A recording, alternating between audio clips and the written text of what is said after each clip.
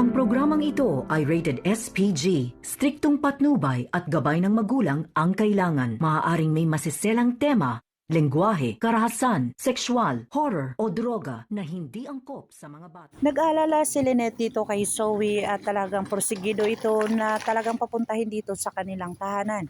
Dito na nga tinanong niya itong si Dr. Carlos Benitez na kung saan talagang akala niya talaga na nanghihingi lang dito ng advice itong si Zoe or talagang nagtanong lang sa isang pasyente pero hindi pala. At talagang porsigido itong si Lynette at nag-overthink itong si Lynette na talagang tutulungan niya itong si Zoe dahil concerned siya dito. Dito na nga ay talagang nag-overthinking itong si Lynette sa kanyang pag-care dito kay Zoe kung saan akala niya na parang anak niya na itong si Zoe. Dito na nga ay talagang sinasabihan siya ni Dr. Carlos Benitez na kung sakali na magiging anak niya si Zoe ay matatanggap niya ba ito? At sinabi ni Lynette ang katotohanan kung ano ang nasa kanyang kasalooban.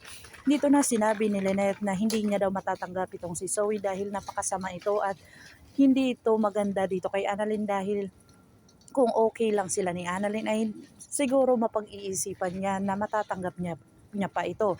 Pero ang mga ginagawa ni Zoe ngayon ay talagang pag-iisipan niya pa daw kung ito ay magagawa niyang patawarin o talagang matatanggap dito kay Dr. Carlos Benitez na kung saan ang nanay pa nito ay si Moira.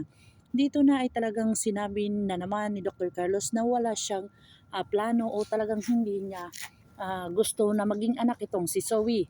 Pero ito ngang si Lynette ay talagang napaka-manhid at talagang hindi iniisip ang kalagayan at mga sitwasyon kung ano ang mga sinasabi ni Dr. Carlos Benitez. Pinatawag nga dito ng abogado nitong si Don Pepe ang lahat ng kanyang mga apo at ang kanyang anak. Pinaghati-hati na nga ito kung saan nagulat nga itong si Annalyn na kasali pa siya at kasama pa siya dito. At sinabi ni Dr. RG Tanyag sa kanya, syempre dahil mahal siya ni Lolo Pepe niya. Dito na nga sinabi ni Annalyn na hindi niya inaakala na makakatanggap pa siya at kung saan pati si Moira ay kinagulat ang lahat ng mga sinasabi ng abogado. Dito na nga ay nagulat itong si Moira dahil sa isang kabuti na anak ni Giselle na kung saan pinagsasabihan niya ito na hindi niya daw inaasahan na talagang magkakaroon ito ng mana. Dito na sinabi ni Moira na pati daw ang mga sampid ay nakakakuha daw ng mana kung saan si Zoe ay hindi na kung saan nalaman niya na ikinansel ni Don Pepe itong kanyang pagpampamana dito sa kanyang apong si Zoe. Ikanagulat ni Giselle ang lahat ng mga sinasabi ng abogado.